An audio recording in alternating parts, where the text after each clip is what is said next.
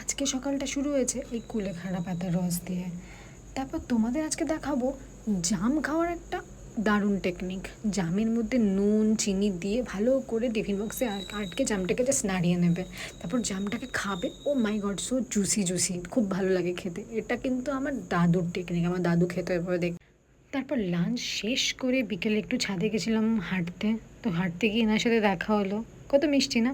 তা বারান্দা থেকে আমি দেখলাম এটা কি, তারপর ছাদে গিয়ে দেখলাম সূর্যের আলোটা কি সুন্দর পড়েছে অভিদীপ্তাতে। আর ঝড়ে এই হাল হয়েছে গাছগুলোর, দেখেছো? গাছে এত সুন্দর সুন্দর ফুল দেখে জাস্ট দারুণ লাগে।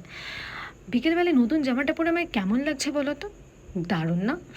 তোমরা কিন্তু বলবে আমায় কেমন লাগছে। তারপর সন্ধ্যাবেলা গেছিলাম একটু বাজার টাজার করতে। লোকনাথ বাবা পুজো আছে আমার রোববার দিন, তার জন্য।